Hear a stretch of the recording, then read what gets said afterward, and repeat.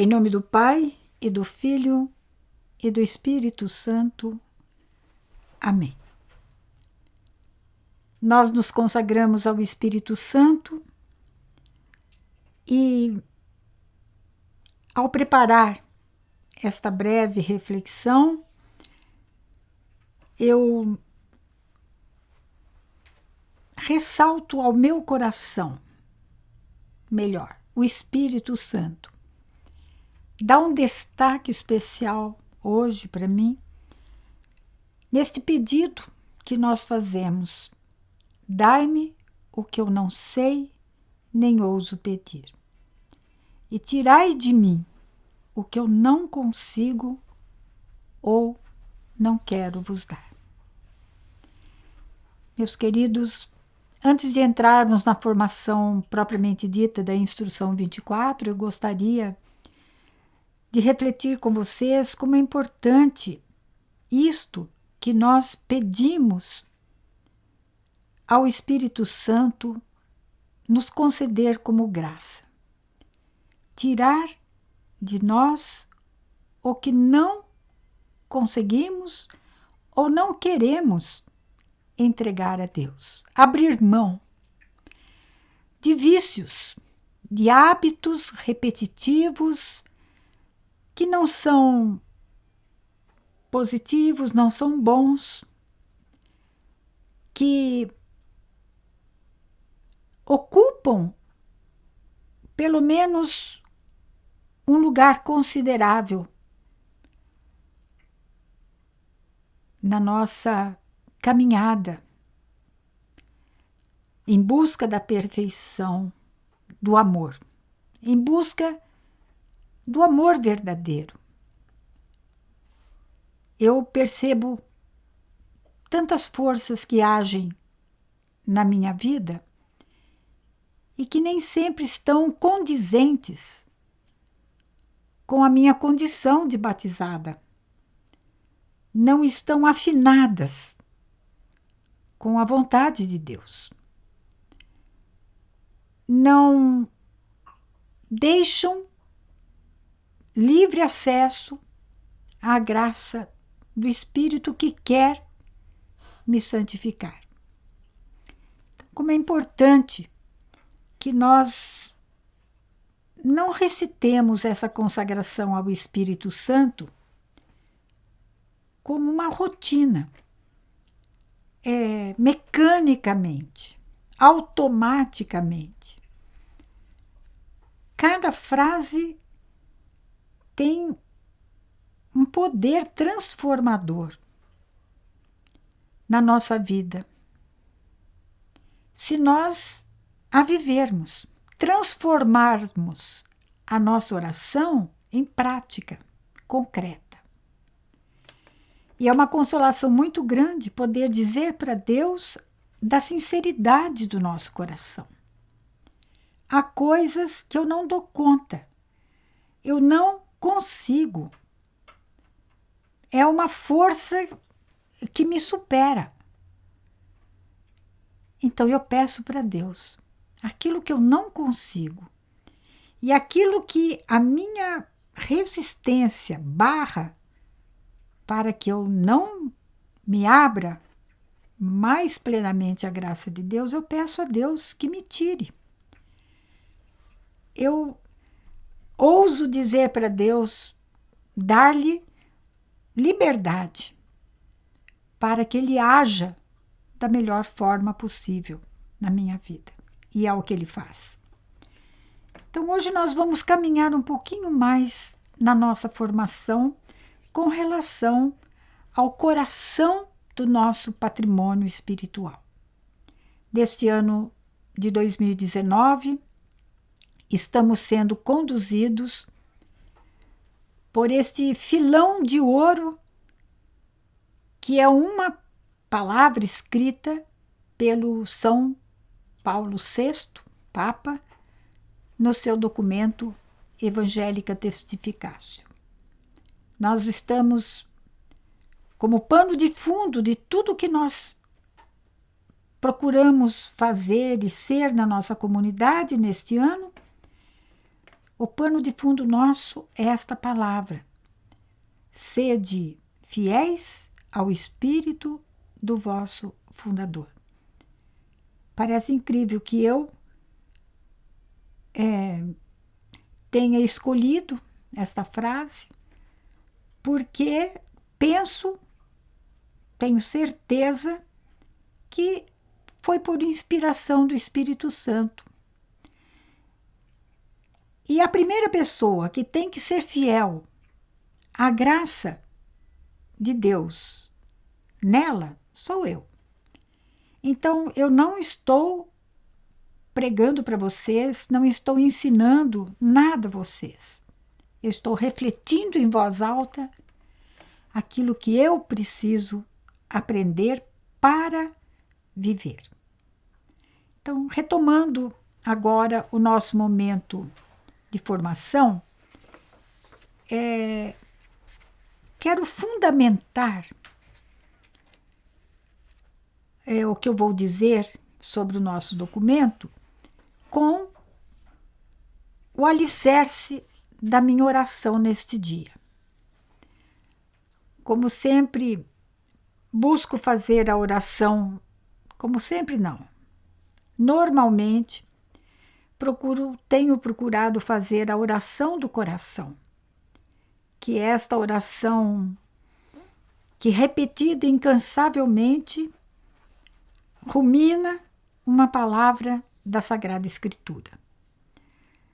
E hoje, a palavra que tocou meu coração está no Salmo 8 da liturgia da palavra da missa de hoje. O Salmo 8, versículo 7. Todo o Salmo fala de Jesus. É cristológico. E todo Salmo fala da igreja, o Cristo total. É cristocêntrico. Então, olhem bem o que tocou meu coração. Eu vou me valer da tradução oficial, última, da CNBB, a Bíblia, tradução oficial da CNBB. Diz assim o versículo 7, a respeito de Jesus, mas falando do ser humano,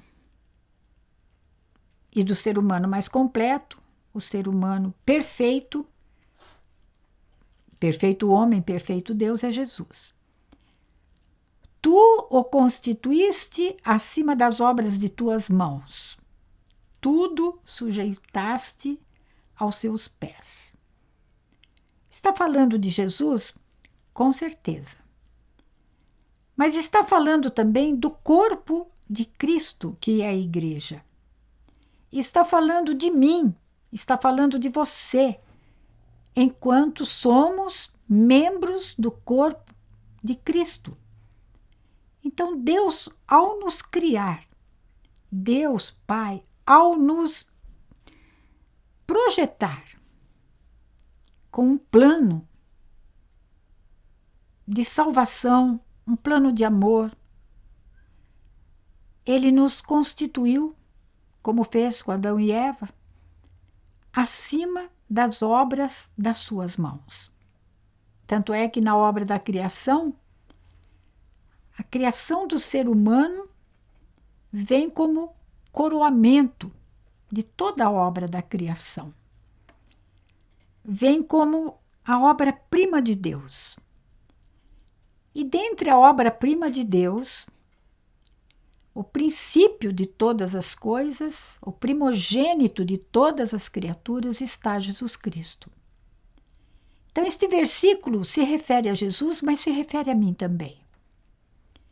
Quando Deus deu a ordem a Adão e Eva para que eles submetessem as criaturas, dominassem sobre tudo que existia, Deus não retirou esse seu projeto a respeito do homem que deveria que deve harmonizar a criação. Depois veio o pecado e tudo ficou descompassado, tudo ficou desorganizado. Mas com a vinda de Jesus, com aquilo tudo que ele ensinou, com tudo aquilo que ele viveu, com o que ele fez, sobretudo com o momento mais elevado da vida de Jesus neste mundo, que foi a sua passagem pela morte até a glória da ressurreição e a sua ascensão ao céu, nós percebemos que tudo foi restaurado em Cristo. Tudo foi recapitulado, trazido de volta à cabeça, que é Cristo.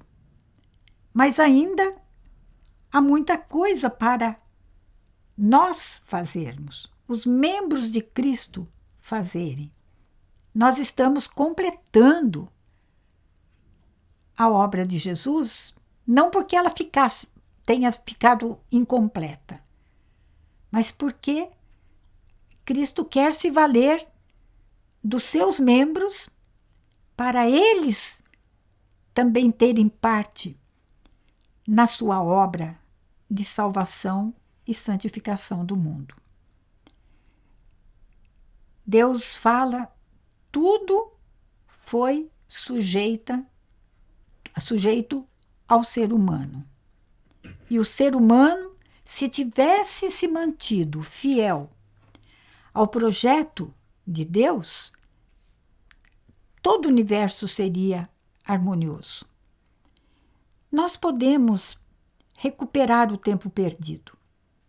Nós ainda temos um tempo que se chama hoje para, pelo menos na nossa vida e na nossa ação missionária, mais do que ação, na nossa doação missionária, nós temos que pensar que o meu caminho, o seu caminho, tem que ser assim, com este pensamento.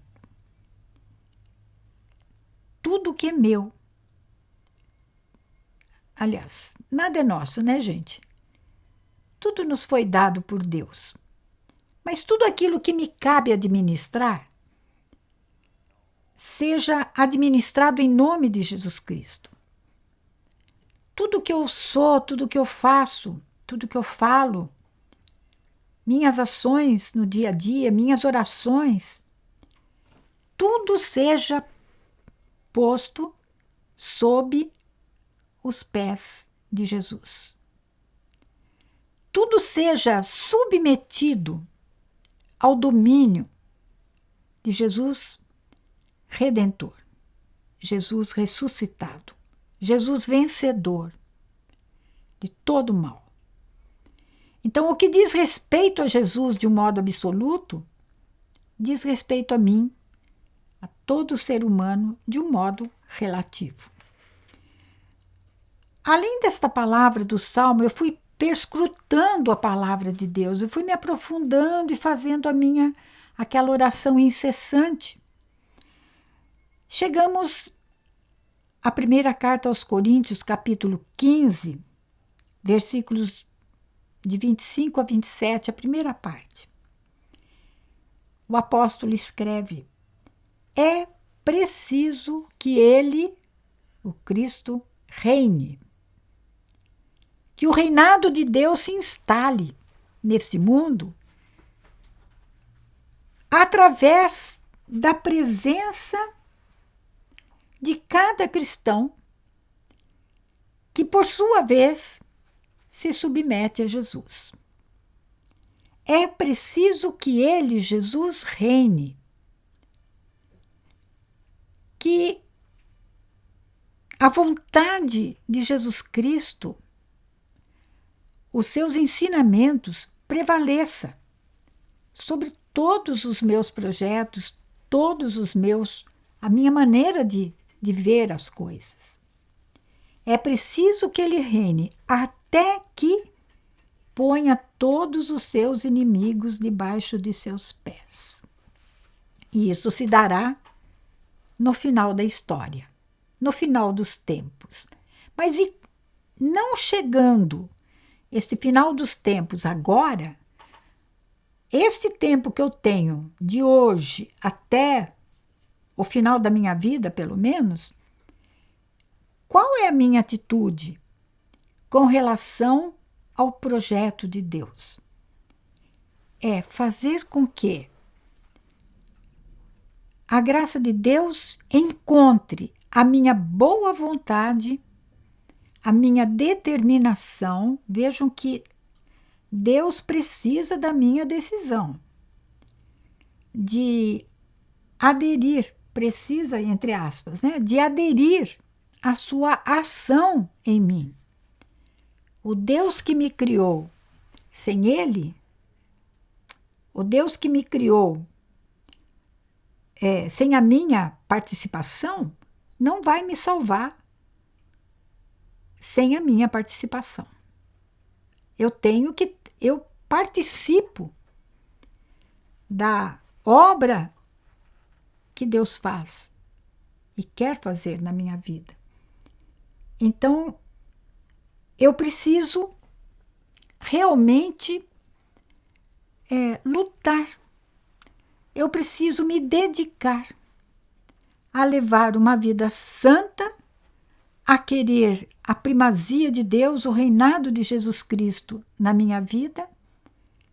E é assim que os inimigos da minha carne, da minha natureza humana, pecadora, limitada, pequena, é assim que esta natureza vai se purificando, vai expulsando as trevas do nosso coração e vai nos tornando mais luminosos para ajudar Jesus a ser mais luz neste mundo de trevas no qual nós vivemos. O último inimigo a ser destruído é a morte.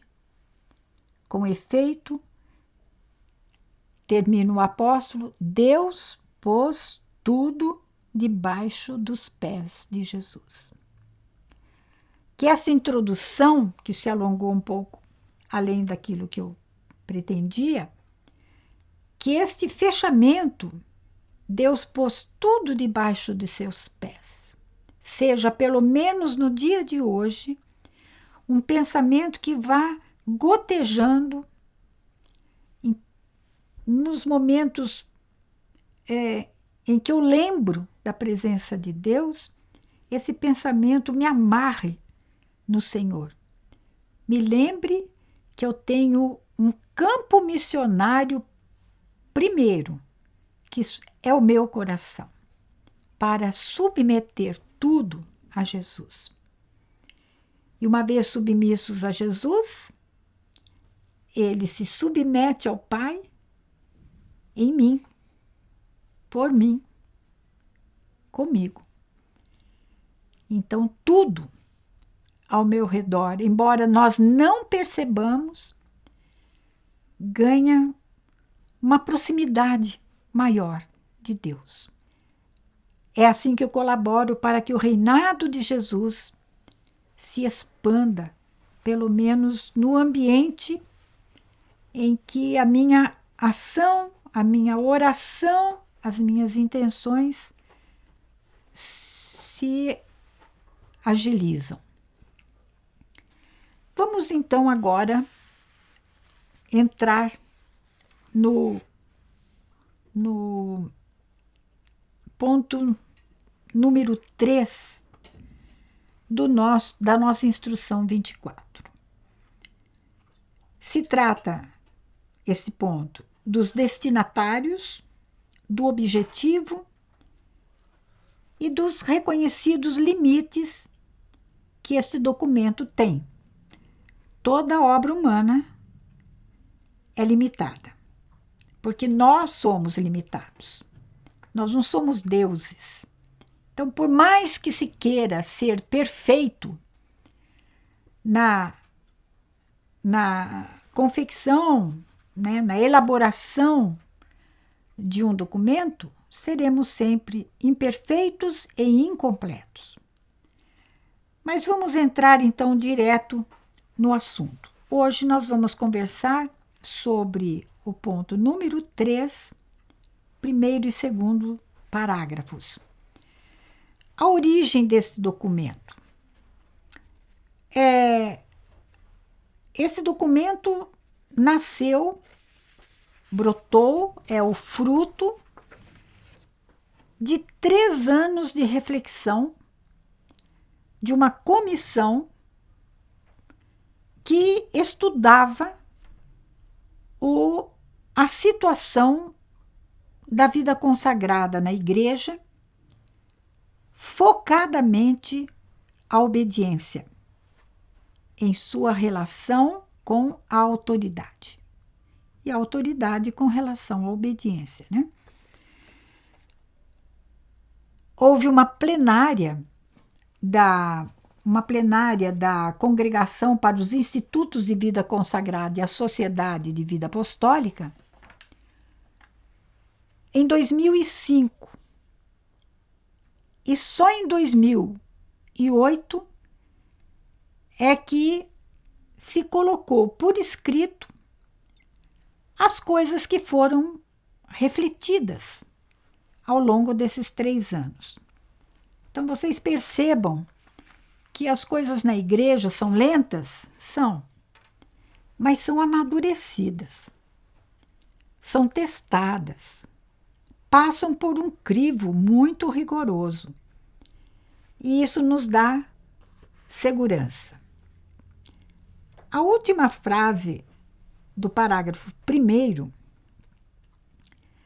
reconhece que este assunto da relação entre o exercício da autoridade nas instituições eclesiais e a obediência que os membros dos institutos consagrados devem à autoridade, esse assunto exige um esforço particular de reflexão. Não é tão simples como a gente pensa. Por causa do quê? Primeiro, porque o mundo está num processo de transformação que exige que os institutos de vida consagrada, que as novas comunidades, depois eu vou explicar como é que nós nos inserimos nisso, e as sociedades de vida apostólica têm que se adequar a essas transformações, sem, contudo, perderem a identidade, sem perderem o espírito que animava o fundador. Isto é fácil? Não. É extremamente difícil, sobretudo para aquelas realidades eclesiais que estão muito distantes no tempo do seu fundador, dos seus fundadores. Então tem que cavar a história, tem que cavar os documentos, as cartas, os bilhetinhos, as intenções do fundador, né? Os costumieri, quer dizer, as coisas que eram rotineiras na vida da primeira comunidade, né? Com o fundador. Então, uma primeira dificuldade que aquela comissão encontrou foi devido a essas transformações ocorridas na sociedade, no mundo, em todos os campos da área humana, mas sobretudo dentro da igreja, dentro dos institutos religiosos, a mentalidade. Que coisa difícil lidar com a mentalidade, gente. Eu me lembro que numa das reformas de ensino, talvez no meu entender, estou por fora da escola agora, né? Mas no meu entender, a reforma da educação, que foi muito válida, para não dizer para mim o que eu peguei, né? Foi muito importante, foi a do Jarbas Passarinho. Eu até me arrisco a dizer o nome dele, porque a gente corre o risco de falar o nome de pessoas e depois dar com os burros na água, né? Mas para mim foi uma reforma de ensino muito importante. Teve suas lacunas, como tudo que é humano tem, teve suas falhas, sim, teve seu lado escuro também, mas teve o seu lado muito luminoso. Bom, não é o caso de tratar aqui dos detalhes.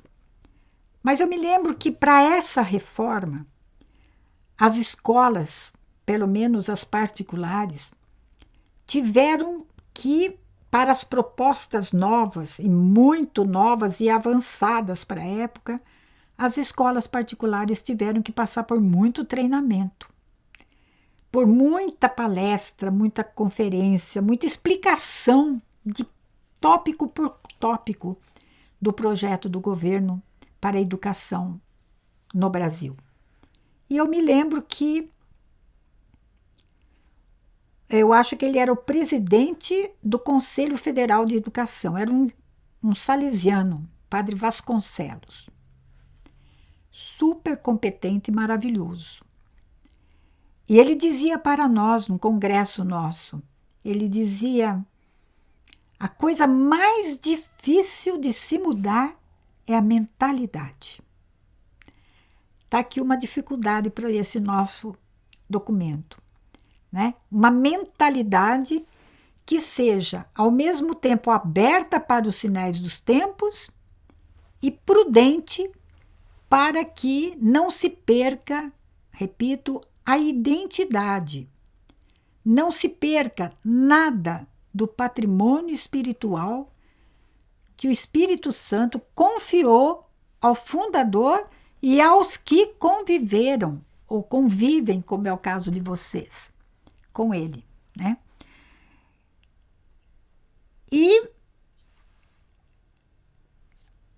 a igreja, em função dessas transformações, propôs que os institutos de vida consagrada fizessem uma renovação. Uma renovação. Então, para quem é dirigido este documento? Diz aqui a instrução 24. Aos membros dos institutos de vida consagrada que praticam a vida fraterna em comunidade, os que moram juntos em comunidade, como consagrados, né, dentro de uma congregação religiosa ou de um novo movimento, uma nova comunidade. E também aqueles que pertencem aos institutos religiosos como membros de uma sociedade de vida apostólica. Então, à sombra de uma instituição religiosa, nascem outras realidades eclesiais, normalmente laicais, que vão mundo afora, levando aquele patrimônio espiritual dos consagrados daquela instituição religiosa para se infiltrarem nos vários segmentos da sociedade. Todavia, diz aqui a instrução 24, outras pessoas consagradas, de acordo com o seu gênero de vida, o seu estilo de vida, podem também tirar dela indicações úteis. Meus queridos, é exatamente isso que acontece conosco.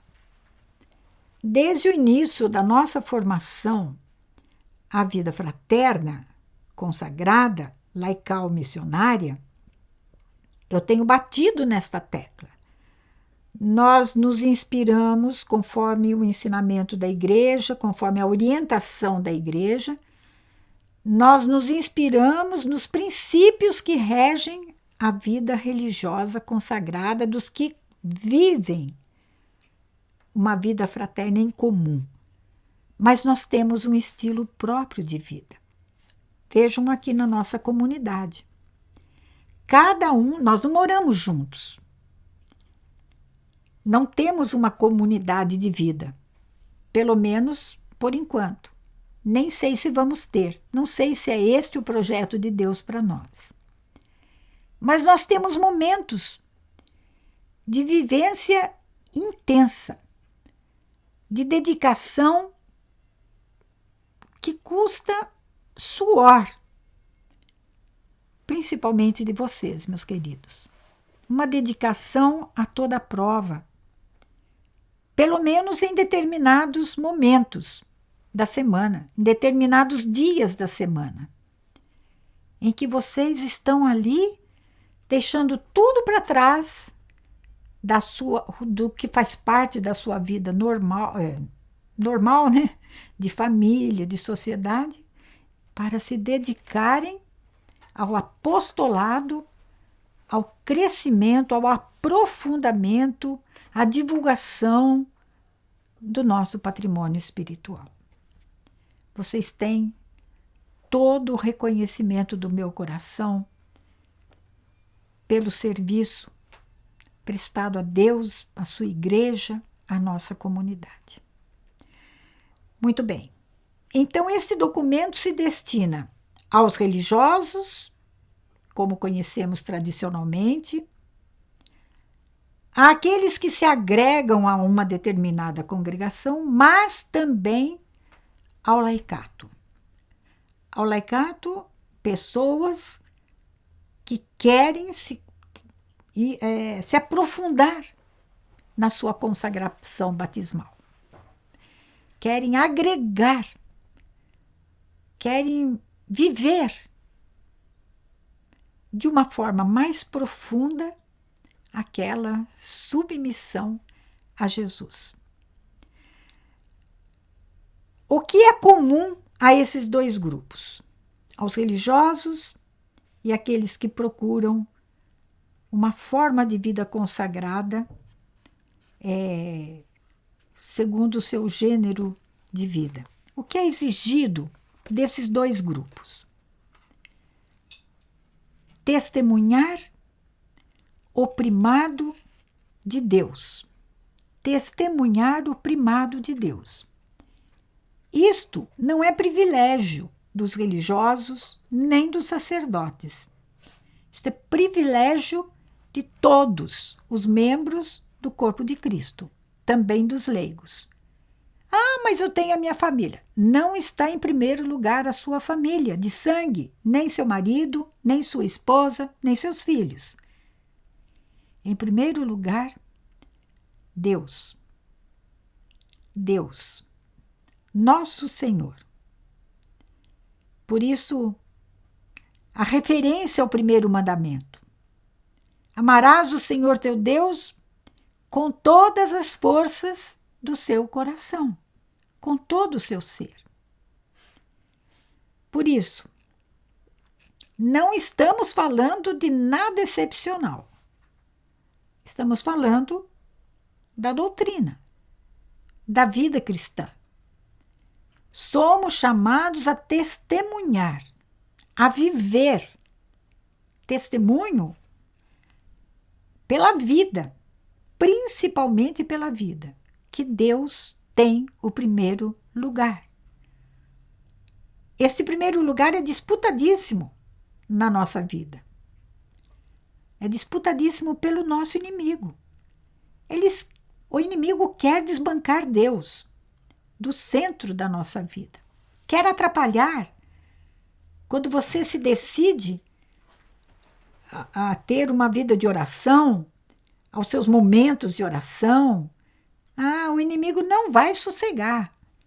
Ele vai querer desviar você para a direita, para a esquerda. Mas olha isso, mas olha aquilo. Lá vem as nossas desculpas, aderidas à tentação, e as coisas de Deus vão ficando para trás. E tudo aquilo que eu faço, que não vem de uma força divina dentro de mim, acaba não dando em nada, né? Então, chamados a testemunhar o primado de Deus através de um meio. A obediência livre à santa vontade de Deus. Obediência livre. Ninguém é obrigado a ser religioso de vida consagrada num convento. Ninguém é obrigado a ser sacerdote. Ninguém é obrigado a ser um leigo consagrado.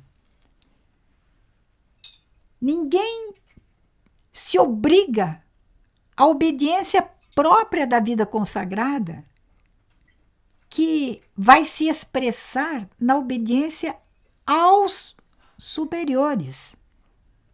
Nossa, essa palavra até dá arrepio. Mas quem que é superior? Nós não somos superior, ninguém é superior a ninguém na dignidade. Mas na responsabilidade, sim. Os pais têm muito mais responsabilidade, por isso têm autoridade, por isso têm uma superioridade, não na dignidade com relação aos seus filhos, mas no encargo que eles têm de ter que prestar contas a Deus da sua função, do seu papel dentro da família.